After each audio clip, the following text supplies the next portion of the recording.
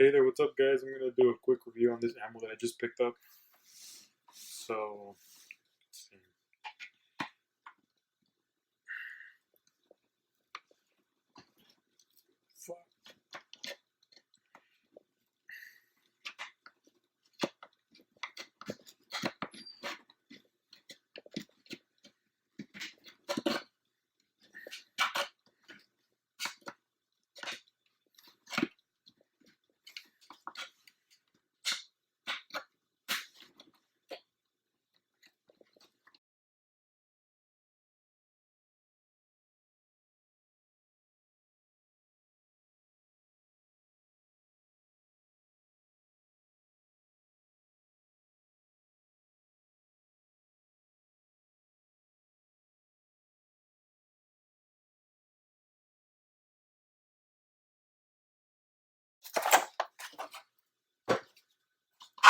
I paid about $130 for this, which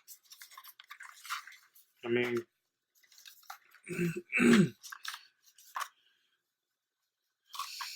so I'm gonna be doing what you call, I guess, bulk shooting. I'm gonna be shooting a lot of rounds at the range, and so that's why I kind of picked this up. I know online they have a like if you go to ammo.com or like Target Sports USA or like Lucky Gunner. I know that you can pick up some good deals right now. I think they have a the Wolf steel case 9mm. I think 1,000 rounds for like 130. But you also have to keep in mind where you live and depending how much they're gonna charge you guys after tax and after shipping and handling. So if you can get free shipping, you probably do better shopping online. But in my case, you know the shipping was just about to be after tax and shipping, it was going to be roughly about the same. So I'm like, you know what? I might as well just pick up um, what I'm going to use now, and just head over to a local store as opposed to to ordering online. So it just depends. So we have the 115 grain 9mm cartridge right here, and let me pull out some of the other 9mm that I have. Give me one second.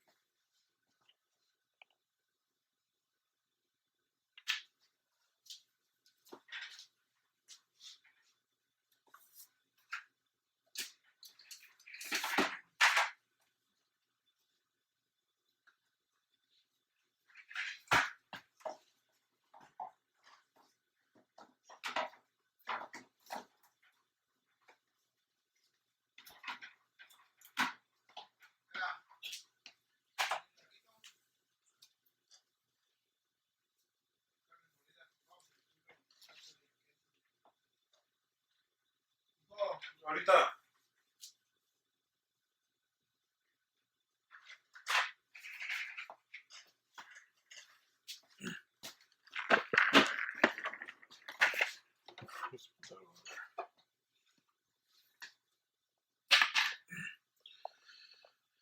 All right, my bad, guys.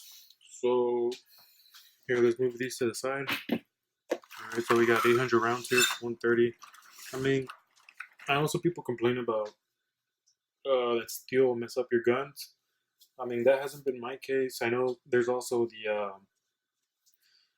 like the ongoing discussion that steel case is also it also ruins these extractors, your gun's extractor. And quite frankly, I have a SIG P238, and this is the first ammunition I picked up because I wasn't when I was just first getting into into, into firearms. And to be honest, the Monarch in 380 was some pretty hot stuff. It was I mean I could feel the difference in recoil as opposed to let's say some of the Winchester 9mm that I had. But here we have some of the different 9mm that I also have currently. So I don't know about you guys, but the Aguila brand, that seems to be, as of right now, one of my favorite brands. Not only because it's brass, but it's pretty cheap and it cycles very well. I have yet to have any problems with this ammunition. I bought this in 22. I bought this in 25. I bought this in 9 mil. I bought this in 380. I mean, and so on. So, and another pretty good brand is the Federal ammunition.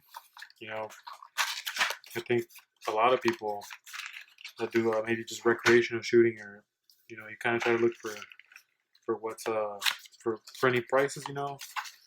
And I believe the Federal, I believe for some of this Federal, I paid like 13 bucks. Got a pretty good deal on it. And then this Aguila, I paid like, I think maybe $10 or $11. So then here we have some of the leftover rounds that I bought from Winchester's 9 mil steel case for JAMO. And quite frankly, guys, I'm not gonna lie, this was probably the worst ammunition that I ran or that I used, without a doubt. So when I picked up my Kel-Tec Sub 2000, I bought this ammunition to to try it out. It was cheap. It was, I mean, I think it was 250 rounds. I think it was like 250 rounds for 20 bucks. 18, 20 bucks. That's a steal. And so I picked these up, and man, they just would not cycle. I had a lot of failure to feed. I had a failure to eject, and for some reason they kept getting stuck in the magazines themselves. Give me 1 second.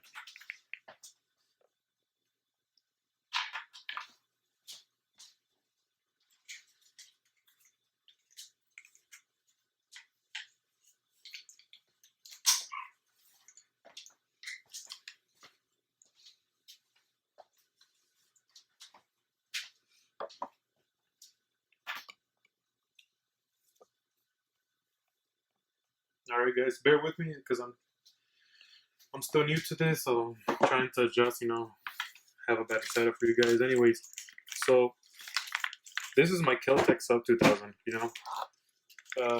It's a 9 mil Gen 2. I put a simple mount. It's pretty cool. I think I paid 18 bucks. It's good for what you need to do. Just to see. You don't need something fancy, at least in my opinion. If it runs well, don't mess with it. You don't need. At least I don't see the reason I need to put a 50 or even a $100 mount with the light on there. Flashlight. But to each their own.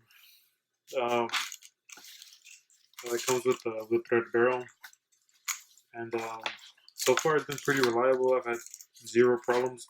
I know in some videos I saw that the receiver. I don't know how, but after chambering around and shooting it, it it blew apart basically, and it cracked the whole receiver, and the frame of the receiver just cracked, and they had to send it back. And I know Celtic had that recall with the barrels, but thankfully this wasn't one of them. And so this has been pretty cool.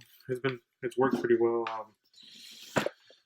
This is the magazine it came with. Right now, I think it's either Federal or Aguila, 115 grain brass ammo. And here we have a 33 round magazine that also has a 115 grain of the Aguila. And so when I picked up the Celtic, I only had this magazine, and I tried out this ammo. And I believe the first 10 rounds, because it's a 17 round PMag. And I mean, some people like them, some don't. I mean, it came with the gun, so I can't. Anyways, I loaded up the magazine, and I shot about 10 rounds, maybe 9. Point is, after that, the gun wasn't feeding, so then I took out the magazine, checked to see what was going on. And I didn't see any problem, so then I put the magazine back inside and chambered around, and it shot. But then it was a failure to, no, I'm sorry, not a failure to feed, it was a failure to eject. and that kept happening.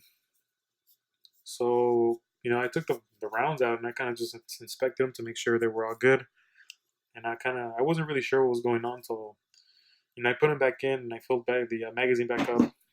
And then after I did that, that's when I felt the magazine. You know, you can feel the retention from your rounds from the magazine spring when it's pushing up, so that it can feed into the chamber. And when I picked up the magazine, the probably top 5, 6 rounds that sat at the very top were shaking. They were loose, and I shook the magazine and I could feel that they were moving around. The rounds were loose on top, and in the bottom they were stuck. So I'm like, you know what? Maybe it's just a magazine. So I picked up these. These are those magazines that people, I don't know, they've had really bad luck with them. The KCIs. These are the KCI Gen 2 33 round mags. I've had absolutely zero problems. I've probably shot through maybe I've dropped it quite a couple times with rounds and without rounds. Uh, I don't know. Maybe let's say I probably shot maybe 250 rounds out of this, and I've had no problems. And you know, I tried this one, and I got the same issue. Sorry, guys. Okay, so yeah, I picked these up and I loaded up the 33 rounds. I was pretty excited, and when when I loaded up the magazine, then I pulled back on the chamber around. I had the exact same problem. So then I was like, okay, you know what? Maybe it's not the magazines. Maybe it's the gun. Well, I left the range that day. I was kind of frustrated. I paid what $500 for this gun. I'm like, maybe it's not gonna work, or maybe I'm already having problems with it, and I had already looked up that it was possible that I was gonna run into some trouble. So I was already kind of upset, and so I waited a couple of days, and then I picked up some brass ammo, and I was like, well, let me just try it out real quick, not to lose hope. I picked up some brass ammo, and I loaded up the 33 to test that one first. So I was pretty excited, and as soon as I tested it, all 33 rounds shot flawlessly without a single problem. So then I tried the PMag, the 17 round PMag, exact same thing. So after looking more into I kind of researched a little bit the forged ammo. The apparently it's not just me. I've seen a lot of complaints about it. It just doesn't run. Maybe I'm not sure. I mean, for me, it's not that it wasn't running. It was more that it was getting stuck inside the magazines. I don't know if it's I don't think it's the lacquer coating. Maybe it could be the lacquer coating that it has, but I know they came with this powder, and I wasn't too sure what it was at first. It came with this little powder on the rounds, and I wasn't really sure. But after a lot of researching, apparently it has to prevent them from sticking. I'm not too I'm not too sure. I think that's what if I remember, that's what it is. Anyways, I think I have about 200. No, not 200. That's a lie. I have probably about 112 rounds of these left. And they're just kind of bending, I'm not gonna throw them out. And yeah. So let's see. You kind of little comparison. You got your federal. And by the way, so these are all 115 grain, and I know the not the federal, but the Monarch and the Aguila. These are full metal jacket. I don't think the federal is. The federal is. So I know some places, though some gun ranges don't allow full metal jacket, but I've never experienced that with any handguns yet. I know they do that with like the 223 and the 739. Your AK and your AR ammunition, but you kind of get an idea. Without a doubt, though, the federal's pretty nice. Um, do you think of one of these?